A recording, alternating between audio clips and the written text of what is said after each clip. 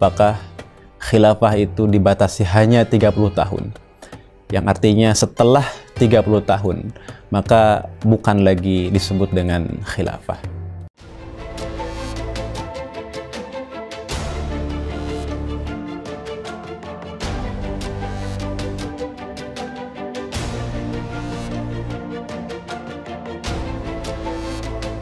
Bismillahirrahmanirrahim. Assalamualaikum warahmatullahi wabarakatuh. Alhamdulillah wassalatu wassalamu ala rasulillah wa ala alihi wa sahbihi wa mawalah. Asyhadu an la ilaha illallah wahdahu la syarikalah wa asyhadu anna Muhammadan abduhu wa rasuluhu alladzi la nabiyya wa la rasula ba'dah.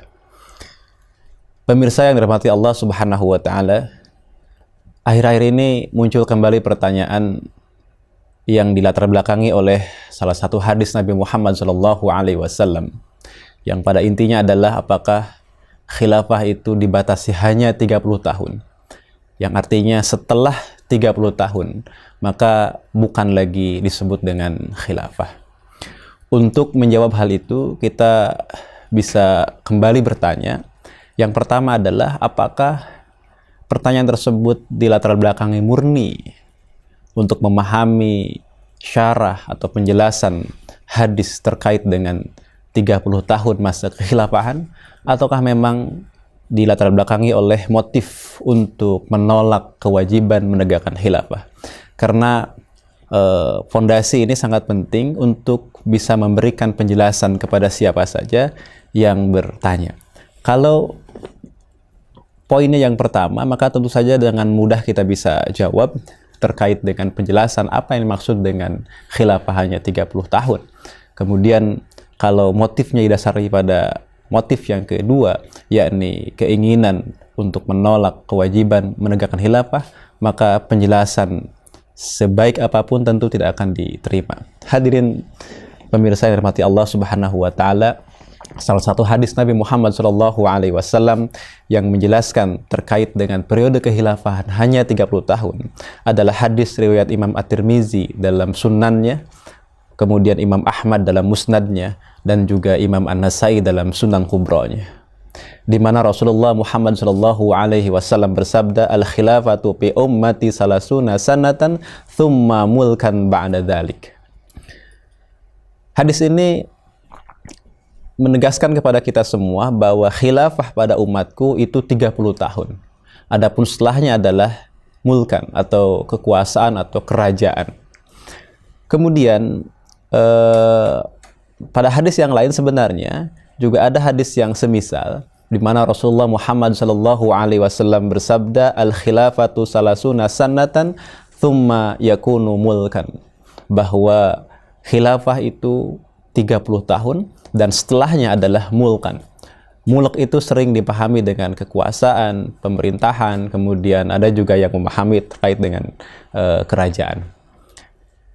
Pemirsa yang dirahmati Allah Subhanahu wa taala, ada hal penting yang harus kita fahami dalam hal ini. Yang pertama adalah memahami suatu hadis tentu tidak hanya berhenti pada hadis tersebut saja, namun kita harus menghimpun hadis-hadis yang lain, harus menghimpun berbagai macam riwayat yang lain, karena mencukupkan pada satu hadis, mencukupkan pada satu riwayat, kemudian kita mengambil kesimpulan dengan kehendak kita sendiri, mengambil kesimpulan dengan hawa nafsu sendiri, tentu akan berakibat pada pemahaman yang fatal.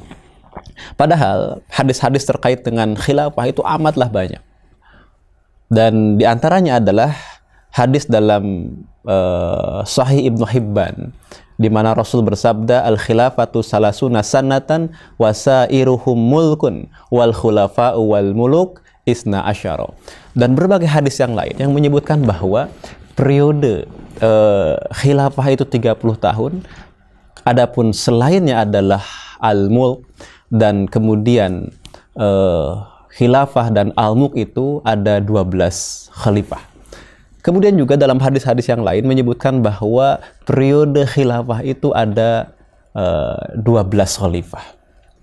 Dan masih banyak hadis-hadis lain, termasuk juga hadis riwayat Imam Ahmad yang akhirnya berbunyi, "Tsumma takunu khilafatan ala minhajin nubuwah."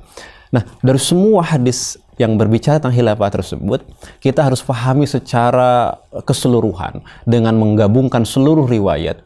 Kita analisis seluruh riwayatnya, seluruh jalur-jalurnya untuk melakukan jama'ut turuq dan menganalisis kualitas hadisnya. Yang kemudian yang kedua adalah membandingkan matan atau makna yang ada dalam hadis tersebut. Ada beberapa hal yang bisa kita simpulkan. Yang pertama adalah secara jelas hadis yang tadi saya bacakan di awal terkait dengan khilafah 30 tahun itu menyebutkan dengan sangat jelas tentang lafal khilafah. Banyak orang yang ragu bahwa tidak ada lafaz khilafah dalam Quran dan hadis. Dan hadis ini membuktikan hal yang sebaliknya, bahwa dalam hadis ini dengan sangat jelas menunjukkan satu lafaz yang tidak ada keraguan lagi, ada kata al-khilafah, di mana al-khilafah adalah 30 tahun dalam hadis ini. Ini menunjukkan dan juga membantah sementara pihak bahwa tidak ada lafaz khilafah dalam al-hadis. Yang kedua, bahwa para ulama sepakat periode khilafah Rasyidah itu adalah periode khilafah yang berjalan atas manhaj kenabian. Oleh karena itu, para ulama memasukkan deretan khalifah yang masuk dalam al-khilafah ala minhaji nubuwah itu adalah khalifah yang 4 dari mulai Abu Bakar As-Siddiq, Umar bin Khattab, Utsman bin Affan, Ali bin Abi Thalib, kemudian juga dimasukkan Hasan bin Ali. Bahkan para ulama termasuk misalnya Syekh Nawawi Al-Bantani dan juga dalam kitab yang lain, bahwa Sayyidina Umar bin Abdul Aziz juga termasuk dalam al-khilafah ala minhaji nubuwah. Jadi khilafah ala minhaji nubuwah itu termasuk di dalamnya adalah khalifah yang 4 ditambah Hasan bin Ali ditambah Umar bin Abdul Aziz. Pengakuan para ulama bahwa Umar bin Abdul Aziz adalah bagian dari khilafah ala minhaji nubuwah yang merupakan khilafah yang mengikuti manhaj atau metode kenabian, khilafah yang tertunjuki, itu menunjukkan bahwa berarti periode khilafah itu tidak dibatasi hanya 30 tahun. Karena kalau hanya 30 tahun, itu harusnya berhenti pada Hasan bin Ali. Karena kalau kita total dari mulai Abu Bakar As-Siddiq, kemudian Umar bin Khattab, Utsman bin Affan, Ali bin Abi Thalib ditambah Hasan bin Ali, pas genap 30 tahun. Tetapi ketika para ulama memasukkan Umar bin Abdul Aziz ke dalam deretan khilafah Rasyidah, ini menunjukkan bahwa para ulama mengakui khilafah selain dari yang 30 tahun. Dan ini sudah lebih dari cukup untuk menunjukkan bahwa pembatasan khilafah hanya 30 tahun, sedangkan selain daripada itu bukanlah khilafah, adalah pemahaman yang keliru. Yang ketiga, kalau kita lihat dalam perspektif bahasa, maka dalam lafaz hadis tersebut tidak ada adat qasr atau pembatasan yang menunjukkan bahwa hanya 30 tahun. Jadi penerjemahan dengan mengatakan bahwa khilafah hanya 30 tahun adalah penerjemahan yang tidak tepat, karena tidak ada qarinah atau indikasi yang menunjukkan penghanyaan atau qasr. Kemudian yang keempat, bahwa lafal khilafah itu hanya 30 tahun dijelaskan oleh hadis yang lain bahwa itu adalah khilafah ala minhaji nubuwah. Jadi bukan khilafah secara mutlak, tapi khilafah yang mengikuti manhaj kenabian. Artinya ada khilafah setelah 30 tahun meski bukan khilafah ala minhaji nubuwah. Dan itu dijelaskan oleh hadis-hadis lain yang banyak, diantaranya adalah hadis riwayat Imam Ahmad, yakni ketika beliau Rasulullah Muhammad SAW menyebutkan kepada kita semua tentang periodisasi kekuasaan umat Islam dari mulai khilafah Rasyidah kemudian sampai berujung dengan khilafah yang kemudian mengikuti manhaj kenabian kembali. Artinya bahwa setelah khilafah Rasyidah masih ada khilafah yang lain. Ada khilafah meskipun dengan segala kekurangannya, dengan isa'atut tatbik, dengan keburukan dalam penerapannya. Tetapi di dalamnya ada bai'at syar'i, yakni akad dari umat kepada seorang khalifah, yang itu menunjukkan bahwa semua khilafah di era Abbasiyah, di era Umayyah, dan juga di era Utsmaniyah adalah khilafah syar'i yang diadopsi dan juga dibenarkan oleh ulama umat kaum muslimin. Kemudian yang tak kalah penting adalah bahwa pada hadis riwayat Ahmad, kita ini ada dalam periode, yakni periode mulkan jabriyah, yakni periode yang diktator. Ya, setelah melalui periode khilafah rasyidah atau alamin haji nubuwah, ada khilafah yang tidak rasyidah namun disebut dengan mulkan aldan, kemudian ada mulkan jabriyah, dan nanti akan ada lagi khilafah rasyidah. Nah, hadis itu menjelaskan dengan sangat terang kepada kita bahwa 30 tahun khilafah yang dimaksud oleh Rasulullah dalam hadis Safinah tadi, dari sahabat Safinah, adalah hadis yang menjelaskan khilafah menurut manhaj kenabian. Jadi 30 tahun itu adalah khilafah manhaj kenabian. Kemudian yang kelima, tidak berarti juga bahwa setelah khilafah alamin haji nubuwah itu berarti tidak disebut dengan khilafah. Kenapa? Itu dibuktikan dengan hadirnya khalifah-khalifah yang adil yang diakui oleh ulama umat. Di antaranya adalah ada Umar bin Abdul Aziz, ada Harun ar-Rasyid, dan khalifah-khalifah yang lainnya.